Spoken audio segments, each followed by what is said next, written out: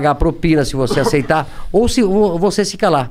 Eu acho que a partir do momento que todos os brasileiros, através das redes sociais, através do WhatsApp, do Facebook, de tudo que a gente tem hoje para usar, começar a bater de frente com isso, nós mudamos o nosso país. Mas me conta um pouco sobre a Havan, como ela começou. Você falou que começou em Brusque. E como que foi o primeiro passo, a primeira loja? Me conta isso. Como foi abrir a primeira loja? O que você estava fazendo antes também? Nada, vamos lá. Meu avô, meus avós foram operários numa fábrica. Meus pais foram operários numa fábrica. E eu fui operário na mesma fábrica durante 7 anos. Eu me lembro que na nossa época, eu tenho 58 anos de idade, né? E na época todo mundo entrava com 14 anos de idade a trabalhar, que também não morria ninguém. Era normal, né? Eu vejo muitos pais reclamando, inclusive donos de negócio, dizem, pô, eu queria botar meu filho a ser garçom, a atender a mesa, mas não pode. Se vier algum fiscal aqui, me multa, né? Antigamente ninguém morria por trabalhar. Isso também está errado. Então, meu pai, eu sempre fui muito estudioso, eu sou disléxico, né? Disléxico é a dificuldade de aprender a ler nos primeiros anos. Tu também? Sim, eu tenho muita dificuldade em ler. Eu também. Nossa, muito difícil. A professora, quando dizia assim, Luciano, continua a leitura. Eu já ia na aula de português tremendo. Eu já ia mal para a aula de português. Eu sempre fui péssimo em português e ótimo em matemática. Eu sempre aprendi a multiplicar e a somar. Dividir. Isso é bom, né? Eu sempre aprendi muito. Essa é boa, né? Sempre, somar e multiplicar. Dividir e diminuir, puta, não aprendi nada. Agora, eu era péssimo em português. E não entendia, porque se eu era bom em matemática e não era burro, né?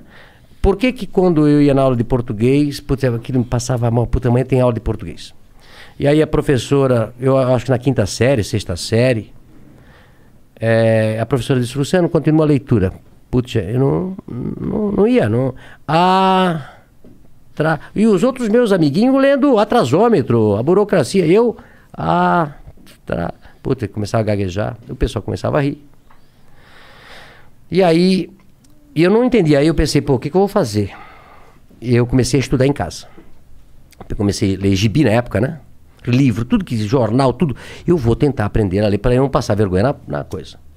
E isso foi durante até os 12 anos de idade. Então eu sempre falo, né? Eu aprendi a ler só com 12 anos de idade. Imagina se eu tivesse aprendido com 7 anos, né? Esse era o Bill Gates. Tava melhor ainda, né? Tava melhor ainda. Tá com uma carinha então, de assim, quem é disléxico, quem tem filho disléxico, tá? Ele não é burro, ele não é malandro. Ele aprende de maneira diferente, né? Procura como é que eu descobri depois que eu era coisa? Porque eu tive filhos depois na escola com dislexia, né? A gente fez simpósio. A nossa cidade tem colégio, a cultura, que é especializado em quem é disléxico, né? Os Estados Unidos tem escola para disléxico, onde todo mundo é disléxico. Recentemente eu recebi um tudo audiobook. Não, aprende através do silábico. Entendi. Beabá. Hoje é construtivismo, você aprende a ler a letra inteira. Isso é um erro do Brasil aí, tem que mudar essa. O Brasil é assim, ó, acho que a França é assim, a parte oeste americana é assim, que aprende menos do que o silábico. Pode crer. Tá? Então, aí a gente mandou professores para Curitiba para ensinar meus filhos a ler de maneira... Não, homeschooling não pode, cara. Crime. É crime, homeschooling não pode. Não pode, você não pode ter o seu filho estudar. Ele tem que estudar só naquela escola quadrada que o Estado fez. Não pode ter outro tipo de escola, não pode, hein, cara. Mas hoje tá mudando. E eu digo pra você, quem tem um filho disléxico ou um filho que tem... Esse filho pode virar um problema no adulto, porque ele foi marginalizado na escola, né? E eu, graças a Deus, depois aprendi e tal. Mas eu saí, então, de pais operários. Eu comecei numa fábrica também. O que a fábrica fazia? Fábrica tecidos. Fábrica Renault. Uma fábrica de tecidos de centenas de anos. Todo mundo lá em Brusque trabalhou na fábrica Renault. Ela eu comecei hoje, lá. Será? Eu comprei a fábrica faz 2 anos. Tu comprou? Caralho! Legal. E aí depois de 3 anos eu trabalhei numa expedição. O meu gerente me chama e disse, Luciano, eu era chamado lá até de ligeirinho aí eu corria pra cá, corria pra lá. Eu nunca parei.